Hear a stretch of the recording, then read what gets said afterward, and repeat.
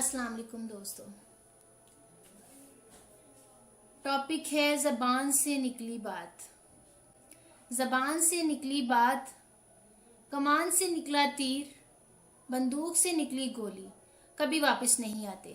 दोस्तों, आप ये बात तो जानते ही होंगे बहुत अच्छी तरह से कि ये तीनों चीज़ें कभी वापस नहीं आती।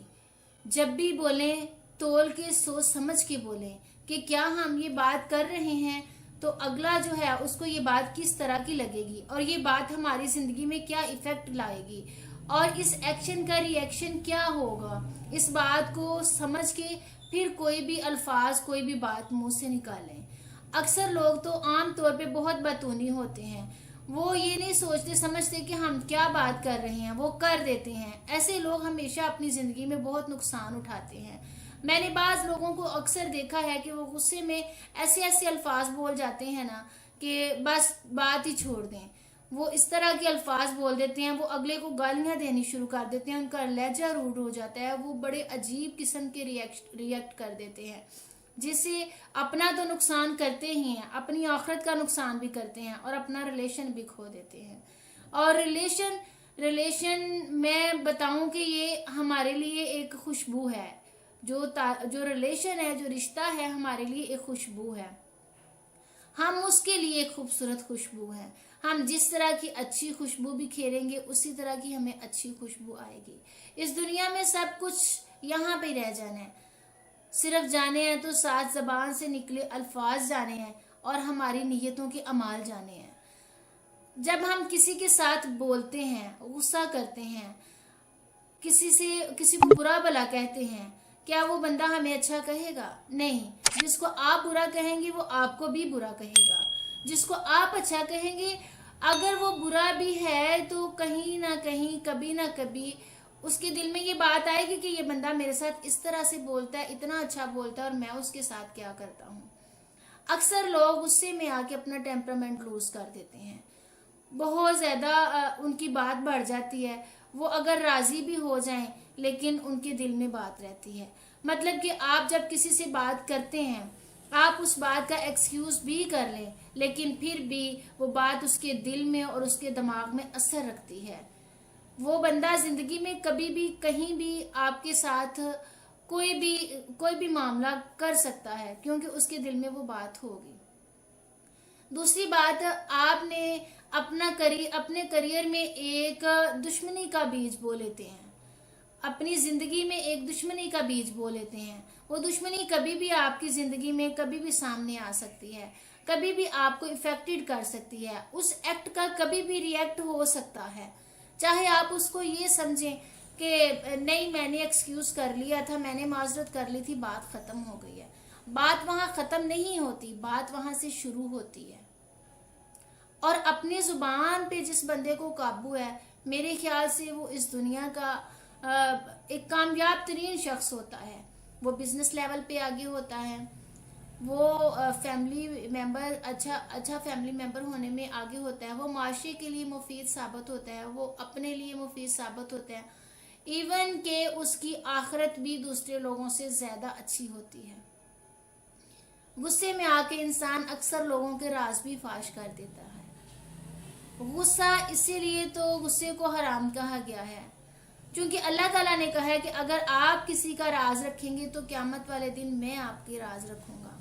गुस्सा इतनी चीज है कि जिसमें आपको अपनी जुबान पे काबू नहीं रहता, आप अपनी जुबान को नहीं समझ सकते। आप जो कह रहे होते हैं वो आपके दिमाग के मुताबिक आपकी जुबान नहीं चल रही होती। जब गुस्सा आता है तो आपका दिमाग कुछ और होता है लेकिन आपकी जुबान गुस्से में बोलती जाती है। ये मैं उन लोगों की बात कर रही हूँ जिन्हें अपनी जुबान पे कंट्रोल नहीं है।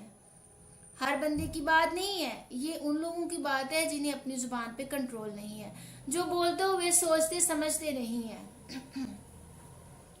जो इस चीज को नहीं समझते कि हमारी कोई भी बात असर रखेगी, हमारा कोई भी एक्ट रिएक्ट करेगा। यकीनन जब कोई एक्ट होगा तो उसके अपोजिट रिएक्शन भी होगा। आपने देखा अक्सर सियासी लोगों में या सियासी कॉन्फ्रेंसेस में जब उनसे कोई क्वेश्चन पूछा जाता है तो वो साफ कहते हैं چونکہ اس نے ایسے کہا تو میں نے بھی ایسے کیا یا میں نے بھی ایسے کہا. اب جب دوسری اپوزٹ والی پارٹی سے بات کی جاتی ہے تو وہ بھی کہتی ہے اس نے ایسے کیا تو میں نے بھی ایسے کیا. ٹھیک ہے. اب اس کا مطلب ہے کہ ایک بندے نے تو کیا ہو گیا یا کیا اس نے, لیکن دوسرے بندے نے تو جان بوجھ کے کیا نا, اس نے اس کو ہرٹ کرنے کے لیے کیا. جب فرسٹ والا مین فرسٹ پرسن ہی اپنے اوپر قابو رکھے گا, اپنی زبان کو کنٹرول میں رکھے گا, تو سیکنڈ پرسن اس گناہ میں ملوث نہیں ہوگا. ہم خود تو گناہ کی چکی میں پستے ہیں لیکن ساتھ ساتھ دوسروں کو بھی پس دیتے ہیں. ہم اپنی زندگی تو خراب کرتے ہیں اور ہم اپنی آخرت بھی خراب کرتے ہیں. بڑے بزرگ کہتے ہیں کہ پہلے تولو پھر بولو. میری اکثر دادی اماں کہا کرتی تھیں کہ بیٹا یہ جو زبان ہے نا یہی انسان کو تخت پہ بٹھا دیتی ہے. اگر کسی کی زبان اچھی ہے نا تو اس انسان کو بڑی عزت ملے گی, یہ اس کی ڈیفینیشن ہے. اس کو بڑی عزت دی جائے گی, اس کا ایک پروٹوکول ملے گا اس کو کہ فلاں بندہ فلاں اس طرح سے ہے. اور یہی جو زبان ہے نا بادشاہوں کو تخت سے گرا بھی دیتی ہے. یعنی کہ یہی زبان جو ہے آپ کو ذلیل و خوار رسوا بھی کر سکتی ہے. زندگی میں کو آسان کرنے کے لیے آپ کو اپنی زبان پہ قابو رکھنا چاہیے. جب آپ اپنی زبان اچھی رکھیں گے تو یقیناً آپ کامیابیوں کے رستوں پہ گامزن رہیں گے اور آپ کامیابی کی سیڑھیوں پہ چڑھتے رہیں گے. جس بندے کی زبان اچھی ہے نا وہ ہر چیز اچیو کر سکتا ہے, ہر پرسن کا دل جیت سکتا ہے, ہر پرسن کو اپنی بات اچھے سے سمجھا سکتا ہے.